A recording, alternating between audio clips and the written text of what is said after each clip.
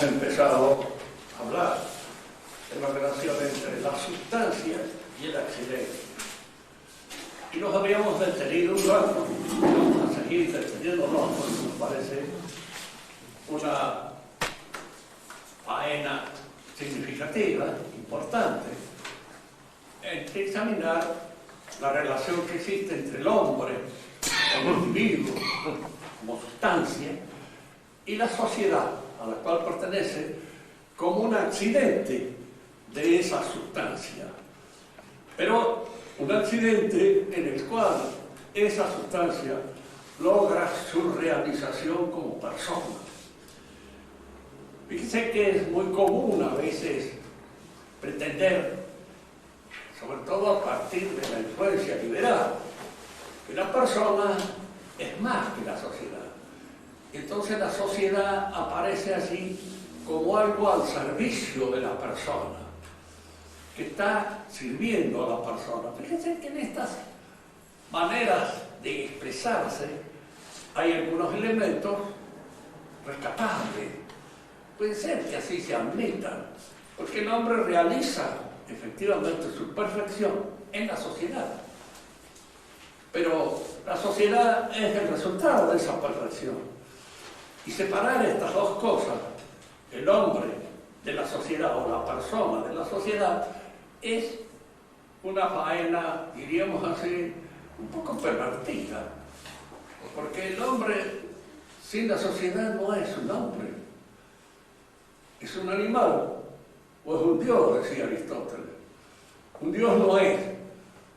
Y un animal tampoco viene a serlo nunca del todo, porque el hombre abandonado a su sola fuerza es más bien, como decían los griegos, perfectamente, con todas las, un idiota. Es un idiota.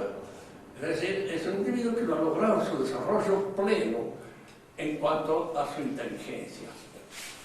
La sociedad entonces es un orden. ¿De qué tipo es este orden? Que la pregunta primera que podríamos hacer es decir, ¿y qué es un orden? Un orden es una distribución de partes independientes, desiguales, que están en función de un principio que las hace converger. Hay un orden en un aula. Este orden que se da al aula está en función de la lección. Por eso ustedes están mirando hacia el lugar donde está el que da la lección, el que habla. Ustedes les tiran la espalda, el que habla, y probablemente cometerían un desorden, y el desorden estaría ya en funciones, ¿cierto? Porque no se puede hablar a gente que da la espalda al que está en ese momento, digamos así, desarrollando su lección. El orden entonces es una distribución de partes distintas. Fíjense que esto quiere decir que las partes que constituyen el orden se distinguen. Y desiguales porque contribuyen al orden de una manera a cada uno según su capacidad, según la perfección adquirida, según el lugar que le corresponde dentro de ese orden. ¿Cuál es el agente de la sociedad? Es decir, ¿cuál es la causa eficiente en la sociedad? Que en el hombre podría haber un instinto social que lo llevara a la formación del orden social de una manera fija y determinada, como sucede con los hormigueros, como sucede con las abejas, con un enjambre, como sucede en general con las sociedades animales, que proceden de acuerdo con un instinto, por eso son siempre iguales. Y estas sociedades, en alguna medida, repiten un paradigma que está dado en la especie, por esa relación, por esa disposición fija del instinto. El hombre, se puede hablar de un instinto social en él porque tiene una relación instintiva con respecto a los otros hombres, pero lo que lo lleva al ordenamiento de la sociedad es más bien una cuestión espiritual. Y las cuestiones espirituales son libres. Libres. Fíjese que la acción espiritual más acabada, completa, allí donde se percibe con toda claridad la vida del espíritu, es el conocimiento. Y el conocimiento no es en nosotros algo fijo, que estamos destinados a conocer tal o cual cosa.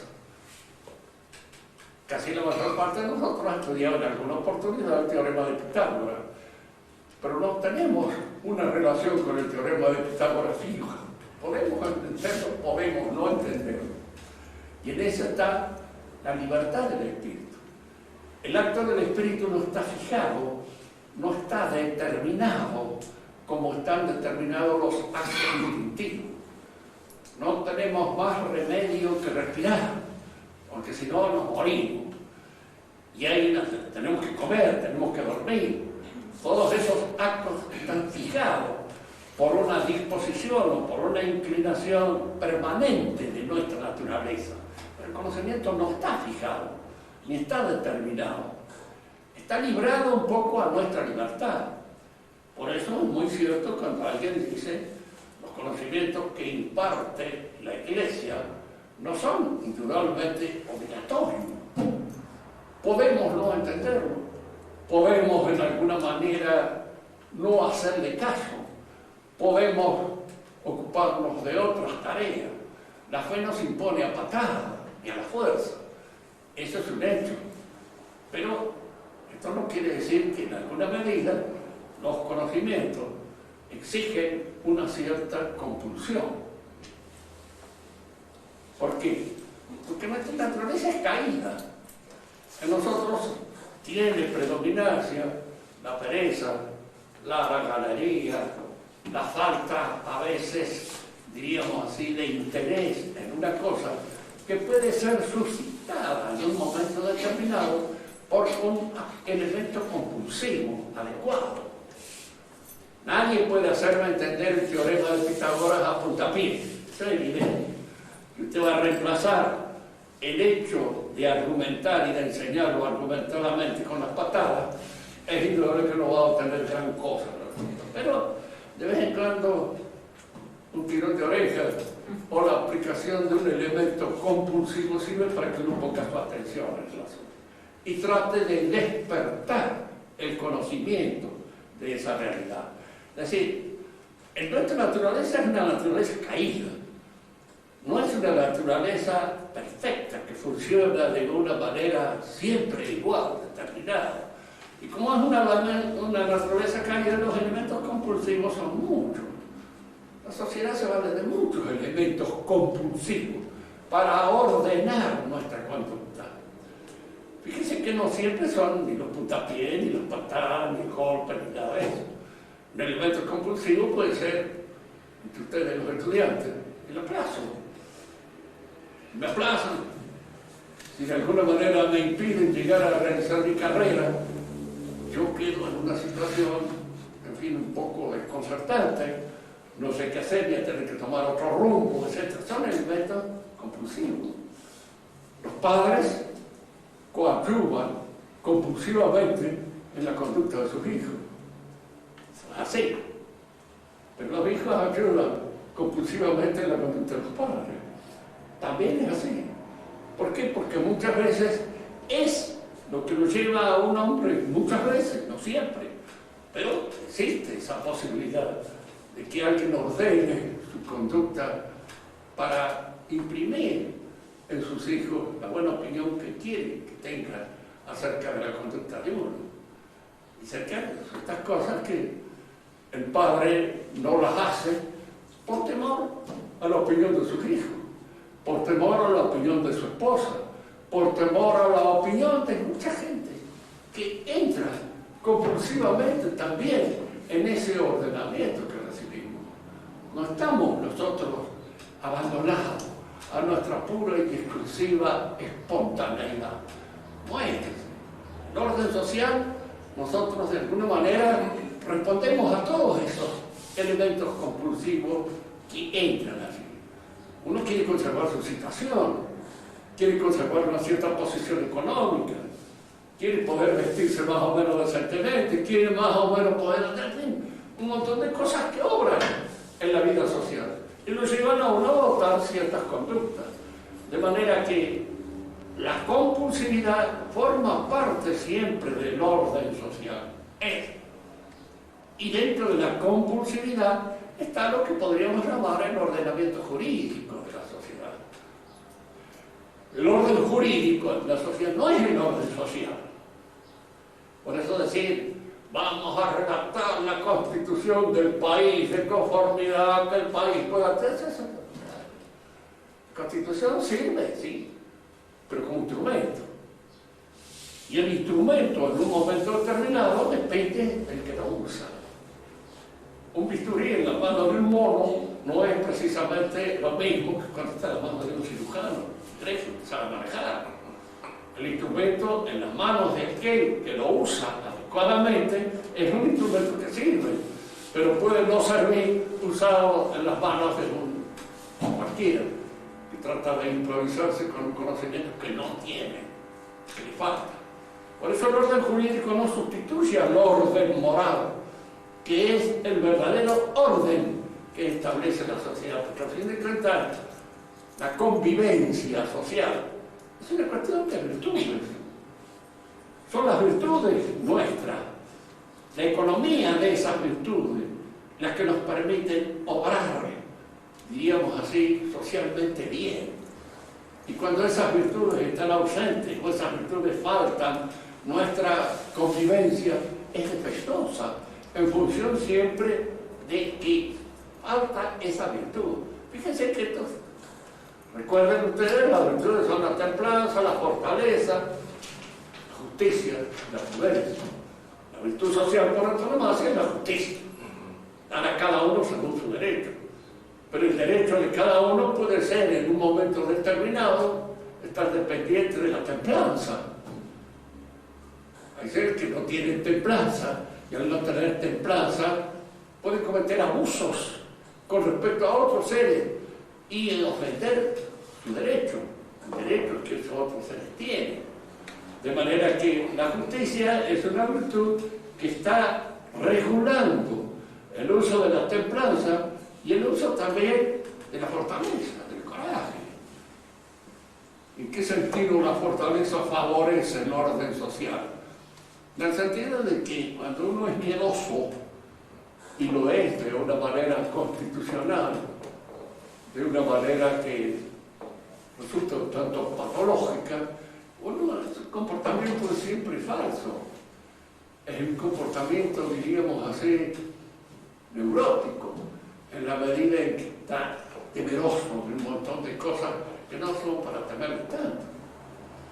La fortaleza es una virtud.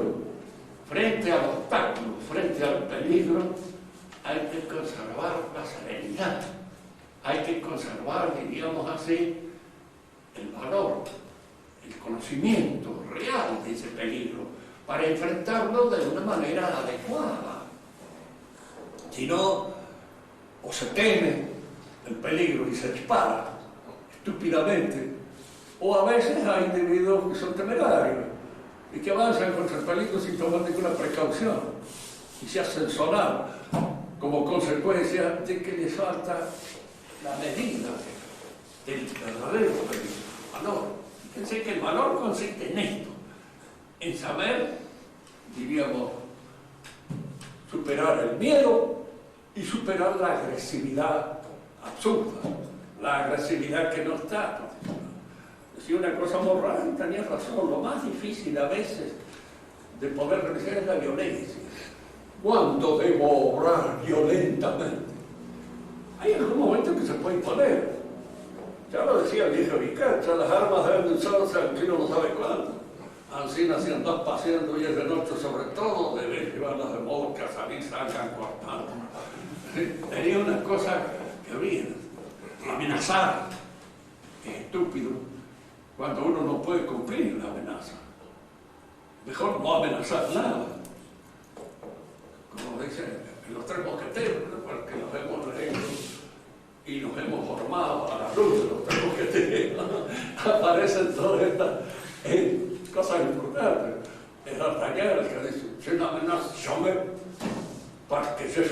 acabó. No amenazo nunca, porque primero golpeo. No, entonces, la cosa no amenaza, porque al amenazar pongo en movimiento al adversario, de una manera que puede resultarme en un momento determinado contradictoria. ¿Sí? El valor entonces es esa capacidad de dominio que se tiene sobre una situación determinada. Cuanto más sereno es el hombre, mejor es su capacidad de dominio. No ofuscarse, porque la ofuscación le hace perder a uno de vista la medida de su actuación adecuada, y eso no es conveniente. Y es antisocial, tanto como lo puede ser la intemperancia. Que a un individuo le puede gustar una chica, y ahí no cree que una gallina que se agarra y termina también. Indudablemente que hay que medir todas estas cosas con un sentido también de la justicia y de respeto a las otras personas. Decimos entonces que la vida social del hombre no es el resultado de un intento. Por eso la vida social es tan compleja y al mismo tiempo que compleja, tan difícil de sostener en su equilibrio. Si ya la vida nuestra personalmente es difícil de tenerla en equilibrio, hay por momentos en que nos vamos de nuestras propias manos, nos escapamos, hacemos algo que no hemos querido hacer, hacemos algo que no debíamos haber hecho. Ustedes entiendan esta dificultad que tiene el hombre en su conducta personal a todo el orden social y van a interpretar por qué razón la vida social es tan complicada y es al mismo tiempo tan difícil de sostener el equilibrio. Muy difícil de sostener, porque es el resultado de esa acción libre del hombre, no el resultado de un intento fijo que lo lleva a realizar la sociedad para salvar. Por eso hay muchas sociedades. Con todo, aquí es donde conviene tener en cuenta esto. Hay una cierta fisis social.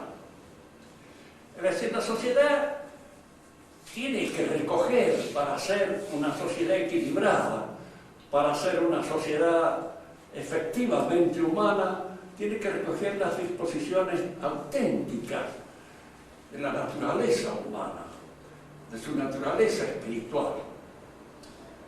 ¿Qué quiero decir con esto? ¿Y en contra de qué estoy tratando de sostener? En contra de los ideólogos.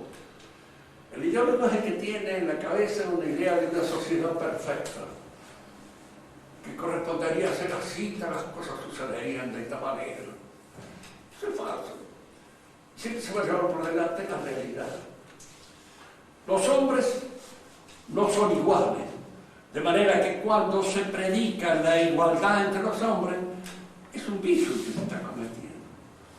¿Por qué? Porque si se va a llevar a la práctica algo que tenga como idea la igualdad entre todos los hombres que constituyen el orden social, se va a llevar a una práctica defectuosa, amputadora, tan amputadora y tan defectuosa como aquel que fabricara zapatos para los pies iguales en todo el mundo. Así que no necesita se los cortan y de alguna manera logran entrar en el zapato, pero no puede caminar más. Y al que le queda grande o al que le queda chico, eso no lo tiene en cuenta. Es decir, en la vida social hay que tener en cuenta las verdaderas condiciones naturales de los seres que la constituyen, para que el orden social, o lo que hoy se llama muy a menudo el orden de la cultura, no deje de tener en cuenta y en consideración las diferencias que existen entre los seres humanos. El hombre y la mujer son distintos. Que en cierto modo reciban una educación distinta es lógico. Es más adecuado. Si usted hace de la mujer un hombre, no se extraña en lo más mínimo que cuando se casen se lleven mal. Y en un momento determinado rompan el matrimonio como consecuencia de que dos colegas no funcionan relativamente bien. O como decía Montanelli cuando hablaba de las discrepancias entre Cicerón y su señora, decían, tú due oratori sono troppo. Pues los dos eran oradores y de alguna manera no se podían llevar muy bien, porque cada uno tenía su monólogo allá construido. Es decir, la mujer debe ser educada de conformidad con el papel fundamental que debe desempeñar en el orden de la sociedad. Si no se le educa para ser padre, se le educa mal, porque esa es su función primordial y fundamental. Y no se puede educar al hombre por mucha vocación que tenga para ser mamá. Puede tener las vocaciones, pero si se lo educa para ser mamá, está haciendo mozo, tarado, degenerado, porque no es esa la función que debe cumplir. Yo estoy señalando los aspectos que en el orden social, en la actualidad, están precisamente hipertrofiados, echados a perder. Y por eso hay tantos matrimonios que quizás no funcionan. Y no funcionan porque a uno de los dos le falta la vocación para hacer realmente lo que tiene que ser y cumplir las funciones que debe cumplir dentro del orden social en el que le toca vivir. Cuando eso falta, indudablemente hay allí un desequilibrio que puede provocar la ruptura de ese orden familiar en el cual se vive. Otra cosa que siempre conviene, yo he dicho ya acá muchas veces, pero conviene repetirlo, porque parece así a prima facie que es favorecer una cierta injusticia. En la sociedad siempre manda una minoría, siempre. Eso de que la mayoría, cuéntenselo a la red, no es el caso, porque eso es falso. Y lo que es falso provoca una serie de falsedades que se dan, diríamos, en tono aumentativo cada vez más en el orden de la sociedad. Una sociedad, todas las sociedades humanas, no les digo, son obra del espíritu humano y por orden y por ende son obras de la libertad humana. Por eso son distintas y se pueden dar las cosas de diferentes maneras, pero hay que tratar de evitar los errores que nacen de un mal conocimiento de la naturaleza humana. Siempre va a mandar una minoría, siempre. Hay que tratar de formar a esa minoría, de modo tal de que no solamente adquiera la responsabilidad de la situación de comando que debe tener dentro de la sociedad, sino que adquiera todas aquellas virtudes que responden al comando. Uno dirá, pero ¿qué quiere decir? Mire, si usted historia, a veces estudian la historia de la Iglesia, por ahí van a ver en un papa como Inocencio III, por ejemplo, tiene un señor. Y lógicamente cuando sube al gobierno y se pronuncia como papa, se pronuncia como un señor. Está acostumbrado al comando. Y no a torcer el cuello delante de cualquier zanahoria, delante de cualquier imbécil. Y lo mismo sucedía antes con muchas cosas. Cuando manda a un señor es que sabe matar. Y sabe matar porque ha sido educado en una posición de comando. En esa posición de comando ha estado siempre. En cierta oportunidad, yo estaba escribiendo así sobre don Segundo Sombra. Decía, don Segundo Sombra es un peón. Pero no es un peón. En todos sus momentos se manifiesta como si fuera el rey. Y es el que de alguna manera tiene el señorío y la arrogancia de encontrarse en cualquier parte como comandante. Y manejando que todos los acontecimientos, todo lo que de alguna manera tiene que resolver le queda chico. Y ese es el hombre de comando, aquel que de alguna manera sabe lo que hay que hacer y lo que hay que decir en el momento adecuado en que hay que hacer y que hay que decir. El que grita porque pobrecito es un papanata. Y como ustedes ven que a veces habrán tenido la oportunidad de tener un profesor papanata. Yo me acuerdo siempre de uno que teníamos que era un papanata la primera. Entonces los chicos lo bromaban, no tenía mando. Y había unos que lo defendían, y el que lo defendía era peor que los que le bromaban. porque decían, déjense de bromar a ese pobre infeliz que no sabe pagar esto, por cierto, claro, con la voz que tenía, el otro no tenía que escuchar. Se quedaba porque pobrecito le quedaba grande ese puesto en el cual lo habían colocado, no estaba preparado para poder hacerse respetar en esa situación.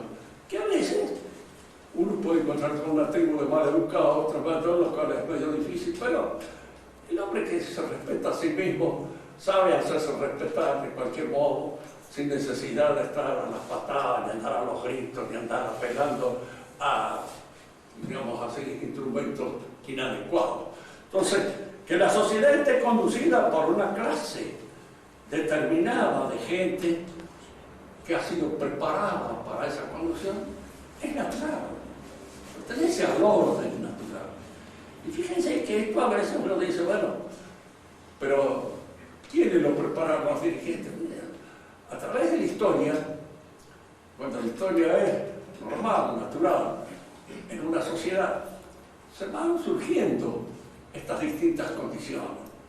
Hay familias que se imponen, y esa imposición es el resultado justo de una familia que en su orden, en su manera de proceder, en la, digamos así, en la prudencia que ha tenido para poder mantenerse, lograrse, son familias dirigentes.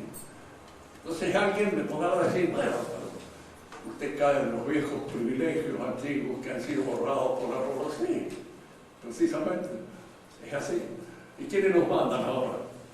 Fíjense la banda de cerdos que están al frente del gobierno en un momento determinado y que son individuos que a veces uno no podría invitarlos a la casa porque da vergüenza. Son seres que no saben comportarse en ningún momento, de ninguna manera. Nosotros en nuestro país tenemos una serie de serviles al servicio del capitalismo extranjero, todos ellos, vendidos por unos cuantos pesos, y hacer cualquier cosa, cualquier bajeza la cometen, porque no han sido preparados. Todo les viene bien a ellos. Si usted le escupe, le dan las gracias en un momento determinado, siempre que cuando usted tenga dinero y de algún modo pueda, diríamos así, colaborar en su ascenso o en las posibilidades de tener. Las sociedades humanas son sociedades que tienen que tener en cuenta todo esto. Se habla a veces, decir, lo he leído muchas veces y he oído decir a personas, no es que la mujer en la sociedad tradicional estaba en una situación de sometimiento. Yo todavía recuerdo haber vivido con mi abuelo, que mi abuela estaba en una situación de sometimiento. Me resulta gracioso, nunca jamás estuvo en una situación de sometimiento. Y en la casa mandaba él, de alguna manera. Y el primero en plegarse a sus condiciones era mi abuelo, cuando no discutía absolutamente nada. Él tenía su negocio, su cosa, mantenía la casa, pero en la casa mandaba a ella. Y ella era una señora, y había que respetarla, y había que darle el respeto que correspondía a su categoría y a su condición, a su situación de tal. Y era el respeto que se daba en la familia. Yo no digo que se llegue a veces a esa suprema cortesía que hacía que, qué sé yo, el padre de familia ocupaba la cabecera de la mesa, era un pontífice. La madre venía en segundo lugar y después cada uno de los chicos para poder sentarse en la mesa tenía que saludar. Está bien, son requisitos, son requilorios, algunos un poco innecesarios, pero que forman parte de esta conducta, que forman la cortesía. Que da la cortesía. Sacarse el sombrero delante de una señorita, delante de una dama, saludarla con toda la atención que corresponde, formaban parte de ese culto a la mujer que suponía el régimen antiguo que se daba. Y tienen culto, ¿no? Hoy pueden decir mucho, y posteriormente las pobres mujeres atadas al hogar, atadas a los hijos. Y en nuestra condición humana es esa.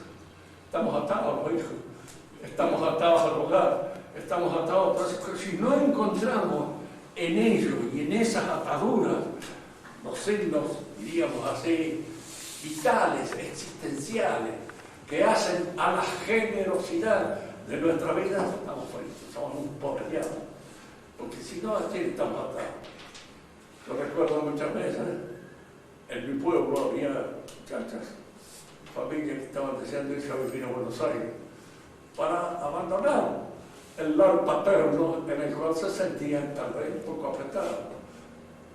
Entonces le decimos, allá, ¿quién van a obedecer? ¿Dónde van a trabajar? En un frigorífico. Bueno, no lo van a obedecer más a papá, pero van a tener un regente, al que van a tener que obedecer. Y el regente va a tener sobre ustedes una serie de situaciones inoportunas que con el papá no podían suceder, con el regente pueden suceder en un momento determinado. Y van a estar atadas a 10.000 cosas más, a un reloj, al colectivo, al ómnibus, a aquello, todos los horarios.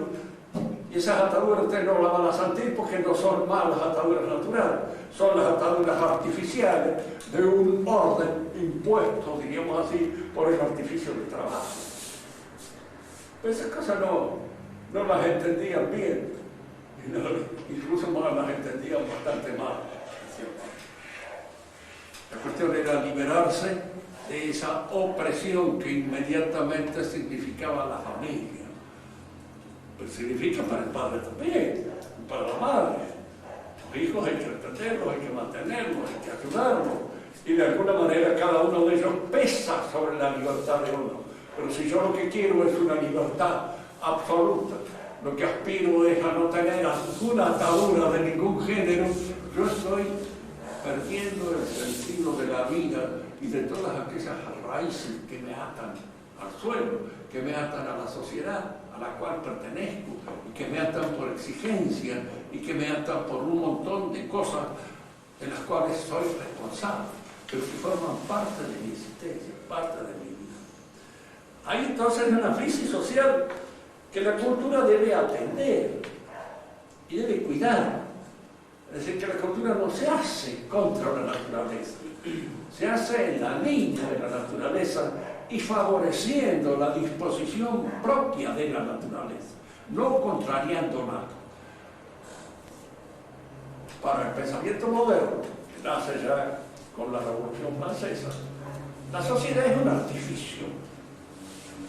Y es en cierto modo lo que podríamos llamar un artificio de tipo jurídico, que se inventa con el objeto de ayudar a los hombres. Así, por ejemplo, el contrato social de Juan Jacobo Rousseau nace con esa idea de que la sociedad es un artificio, porque se compara la sociedad civil, la sociedad en la cual nosotros alcanzamos aquella perfección que nos conviene, con una sociedad comercial. Efectivamente, la sociedad comercial está hecha para favorecer a los contratantes, que son libres e iguales en función del contrato, en relación al contrato. Pero esa no es la sociedad civil, esa no es la sociedad política en la cual yo nazco y en la cual tengo que desarrollarme. Es una sociedad ad hoc, hecha especialmente para favorecer una acción determinada. No hay que confundirlo con lo otro. Entonces es cuando nace ahí todos esos perjuicios de carácter puramente artificial, que están fundados en la concepción contractual del orden social, que es típica del liberalismo. Si la sociedad es un contrato, diríamos así, todas las asociaciones son en alguna medida contractuales. Y esas asociaciones contractuales tienen que servir, mi amigo. Fíjense que esta idea, que es una idea moderna, liberal, ha entrado en la iglesia actualmente. Y uno de alguna manera la oye, la ve, la lee, y de alguna manera se impregna de ella a través de las cosas que dice el Papa muchas veces. Que la iglesia debe servir a la persona humana. La iglesia no está hecha para servir a la persona humana como si fuera un instrumento en las manos de esa persona. Está hecha para completarla, realizarla en su plenitud sobrenatural. Ese es el objetivo. Y está hecha por Dios, no está hecha por nosotros. De manera que nuestra introducción en la Iglesia, aunque es libre, podemos no pertenecer, y si pertenecemos a la Iglesia podemos separarnos de ella, pero esta introducción nuestra está exigida por una disposición, por un impulso de perfeccionamiento, y es en ese impulso de perfeccionamiento donde nosotros tenemos que encontrar el valor de esa asociación que nos eleva, que nos sobreleva, nos pone incluso sobre nuestra naturaleza. Aquí hay una cosa que me preguntaba, dígame, usted se considera un hombre que está ya perfeccionado por la Iglesia a un punto de no. No, por supuesto que no. ¿Por qué? Porque nosotros vivimos en el orden social realizándonos. Y esa realización es constante. Y es una realización que supone la vigilancia sobre nuestros defectos. Vigilancia que tenemos que tener en el matrimonio, que tenemos que tener en todas las asociaciones a las cuales pertenecemos de carácter natural, y con mucha más razón aquellas que pertenecemos de una manera sobrenatural como es la Iglesia. Vamos vigilando, estamos allá para corregirnos, estamos allá para permanentemente rectificar nuestros pasos, no porque hemos alcanzado la plenitud que todavía no tenemos, pero es una plenitud que nos gustaría tener, y eso es fundamental. Fíjese que la mayor parte de nosotros, si pueda pensar bien, si alguien me preguntara a mí, ¿usted tiene una fe absoluta, total? Yo le diría, bien, quiero tener. Y a veces me empeño en tenerla, porque no la tengo así nomás, tan fácilmente como otros pueden pensar. Me cuesta a veces pensar en ciertas cosas que me resultan difíciles de entender. Que voy a sobrevivir a mi muerte, lo sé por fe, lo enseña la Iglesia, lo enseña nuestro Señor. Yo no lo niego en absoluto, pero no lo entiendo mucho. ¿Por qué? Porque me falta esa perfección de entenderlo, no la tengo. Me falta ese perfeccionamiento. Es como si dijéramos, tengo fe, pero no tengo mucha esperanza. Y en el sentido de que a veces es la esperanza la que nos falla en esa nuestra inserción en el orden de la Iglesia. En el orden entonces de la vida civil, de la vida común, en el orden político en el cual nosotros actuamos, tenemos que formar nuestras virtudes. Y eso no es tampoco fácil. ¿Por qué? Porque todos tenemos una naturaleza caída. Y al decir que nuestra naturaleza es caída, queremos decir que hay ciertas defecciones que se imponen sobre nosotros más que otras. Hay algunos defectos que son más fuertes que otros. Hay algunas cosas que no me cuesta mucho hacerlas, pero otras me cuestan un poco más. Y en razón de que hay una cierta resistencia a esa perfección. Una resistencia que, fíjense bien esto, cuanto más es la resistencia, menos es la perfección del hombre. ¿Quién es más generoso? El que está luchando contra su falta de generosidad o el que se le más generoso que es. Nosotros a veces entendemos que la virtud es más valedera cuanto más nos cuesta. No, es todo lo contrario. La virtud es más valedera cuanto más espontánea y más natural surge de nuestra propia naturaleza. Nuestra Virgen, Nuestra Señora, no tenía que luchar contra su naturaleza como a veces tenemos que luchar nosotros. Entonces podemos decir, claro, así es fácil ser virtuoso, a uno le sale.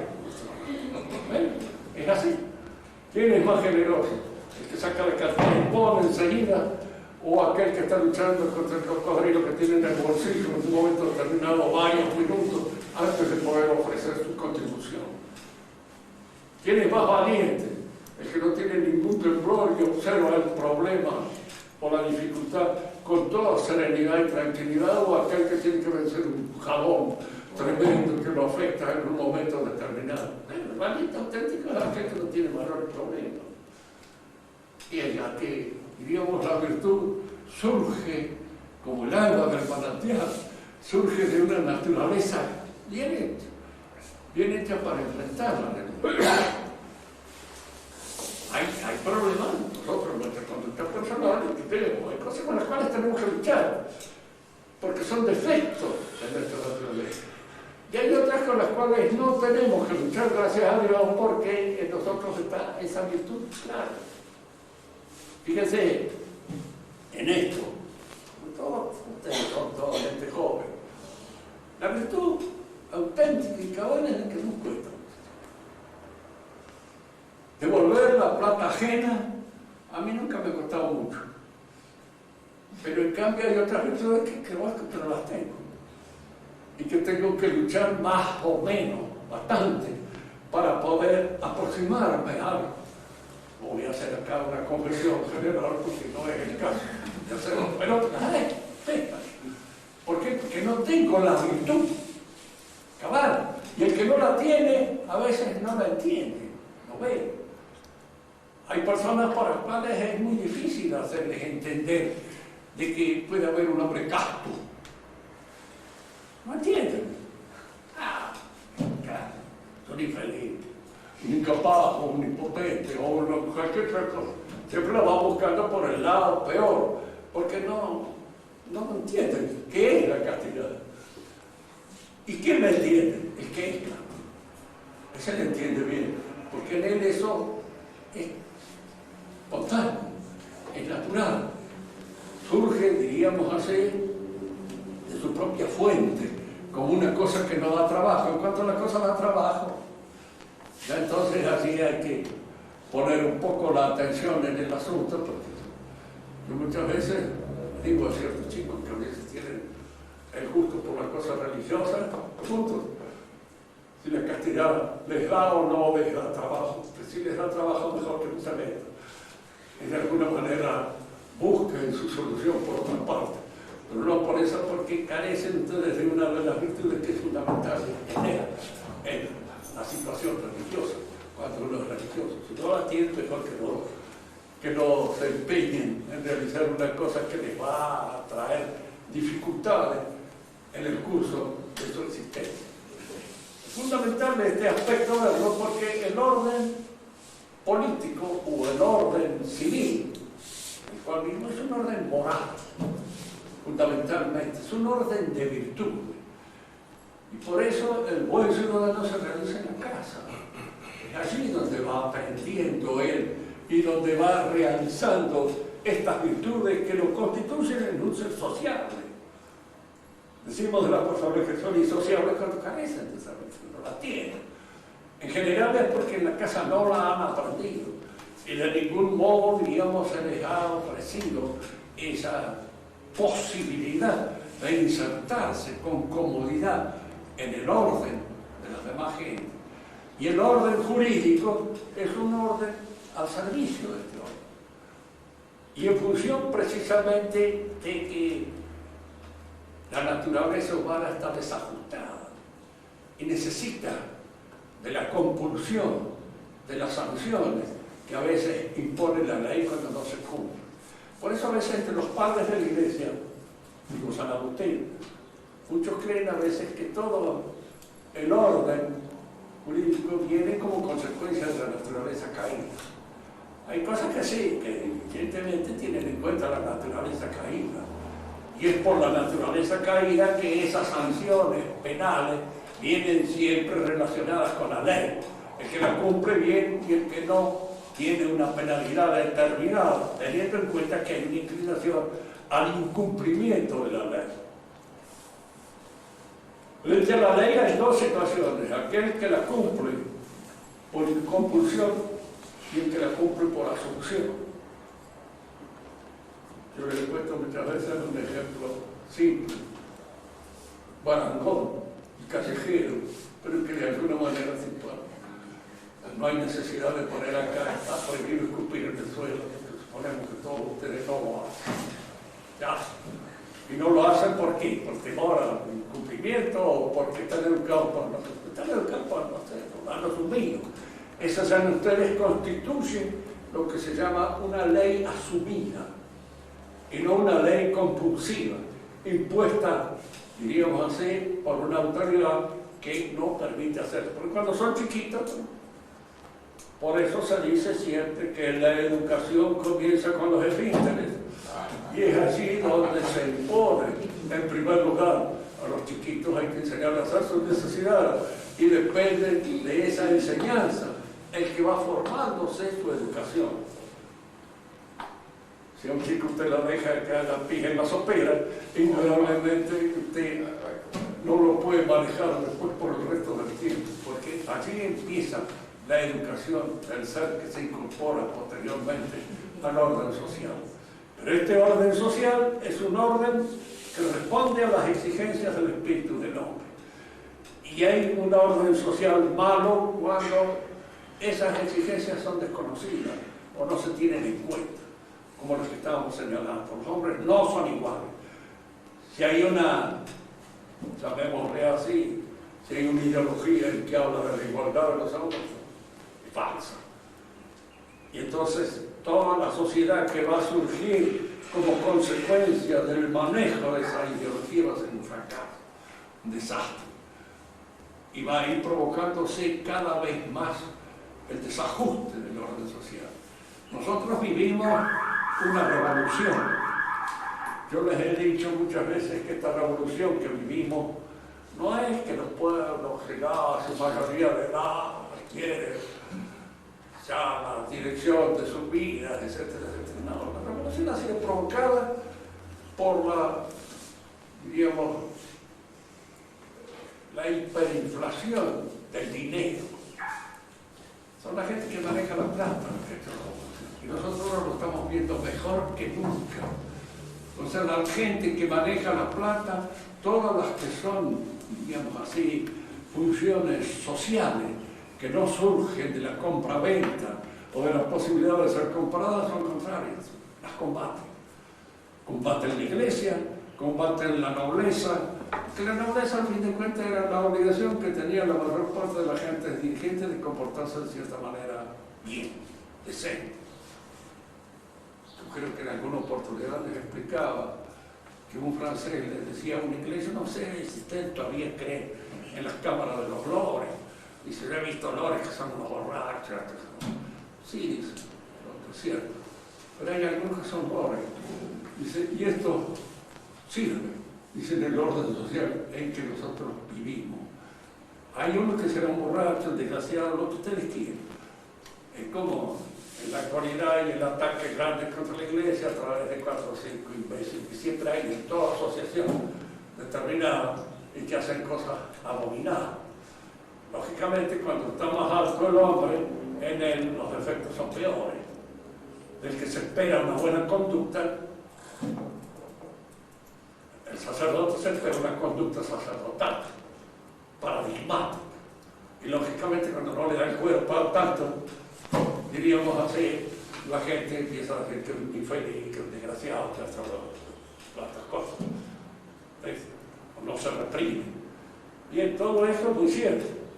Por eso las dos instituciones que son generalmente vistas con más, diríamos, perspicacia y en alguna manera con más suspicacia es el ejército y es la iglesia, en donde uno cree percibir nada más que la ejemplaridad, y cuando la ejemplaridad no se da, uno cree que todo esto es un fracaso, porque no hay la ejemplaridad de este, de aquel, de otro.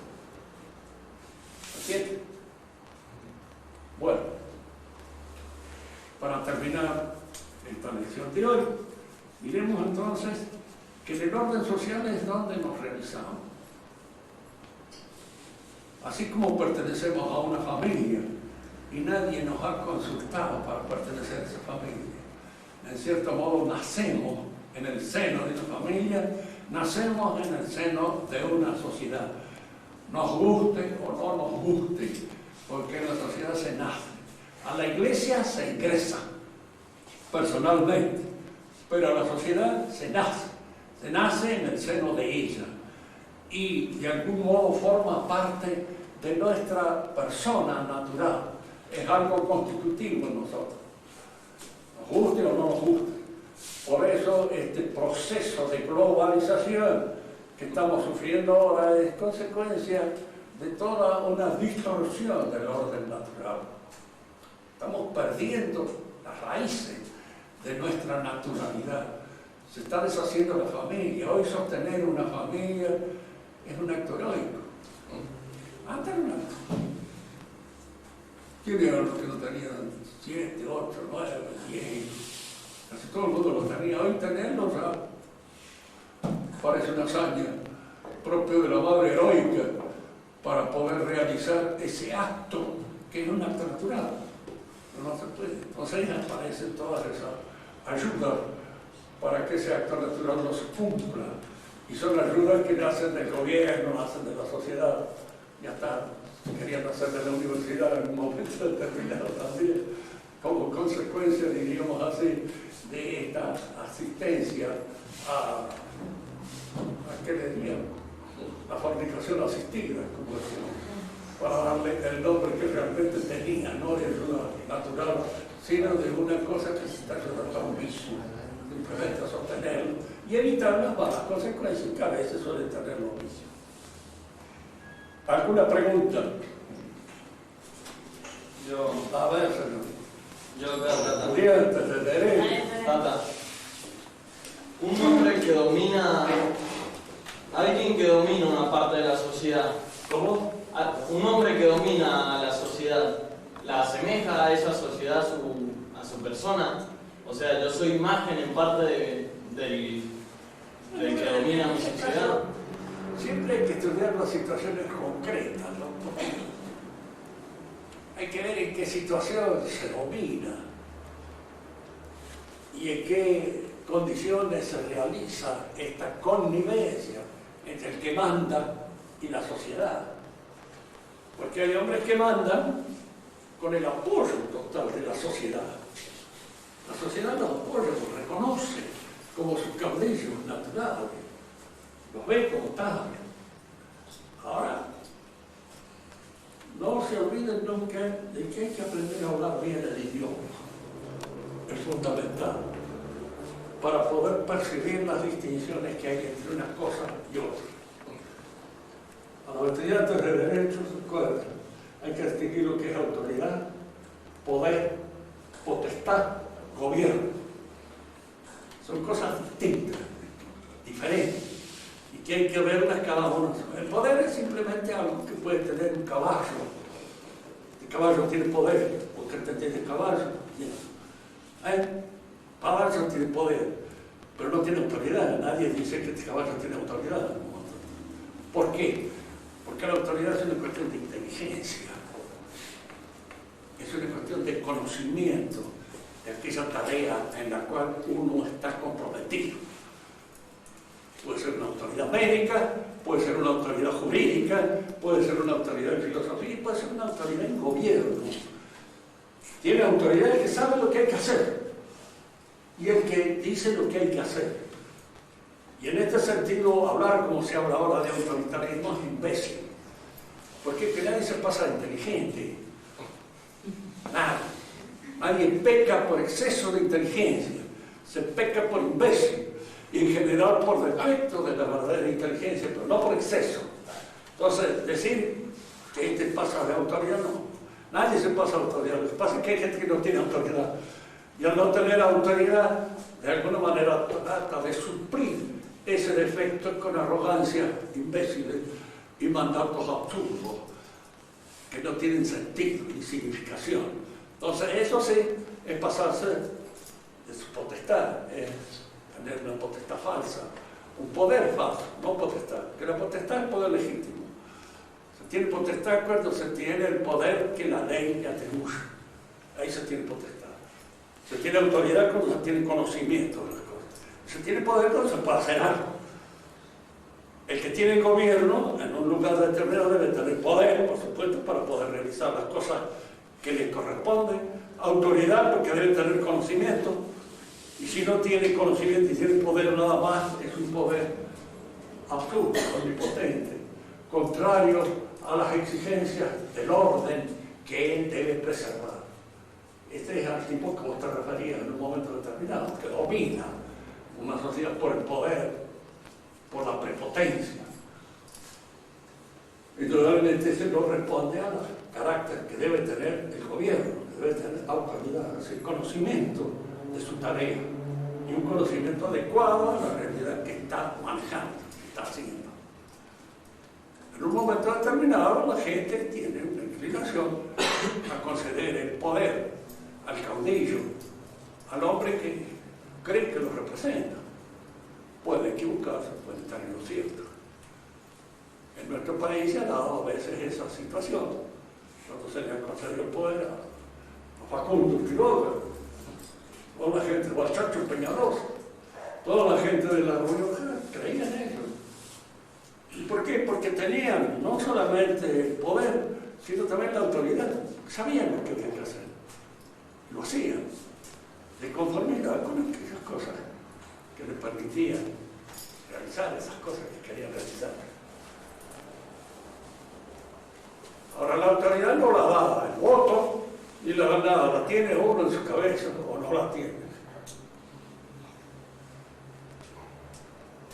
Y se trata de, en la arquitectura, pues en la arquitectura tiene autoridad sobre los albañiles, sobre todos estos que concurren a la tarea que él maneja, que él guía y que él dirige. Y tiene autoridad en la materia que sabe bien qué es lo que quiere hacer. Un gobierno puede no tener poder, ni autoridad, y a veces ni siquiera potestad, cuando no es legal. Pero está ahí. Yo puedo tener la potestad sobre un terreno y tener el poder del terreno otro que lo ha ocupado y está así metido, lo maneja. Es decir, el poder, yo tengo la potestad, es decir, la legitimidad del poder. Puedo apelar a la ley, en fin, etcétera, para ver si lo sacamos, pero a veces no sale. Está solito. Hay que sacarlo a tiro, ¿no? ¿Alguna otra pregunta? La diferencia entre lo legal y lo legítimo. Bien, lo legítimo es lo que está fundado en las exigencias de la naturaleza del hombre o lo que Dios ha establecido. Y legal es lo que está fundado pura y exclusivamente en la ley positiva. Por ejemplo, el divorcio es en la Argentina legal, pero no es legítimo, porque contradice la ley de Dios. Y contradice también las exigencias de la naturaleza de conservar la vida familiar, el orden familiar, que eso es legítimo. Entonces, hay cosas que pueden ser legales y no son legítimas. Y hay cosas que pueden ser legítimas y no ser legales porque no están establecidas por la ley. Entonces, hay que distinguir una cosa de otra. Lo legítimo se funda siempre en exigencias naturales o sobrenaturales. Iglesia. El matrimonio debe ser monogámico. Eso es lo legítimo. Eso es lo legítimo. Ahora, legal. Puede existir la poligamia legalizada en un momento determinado. Hay sociedades que la admiten. Y otras que no la admiten.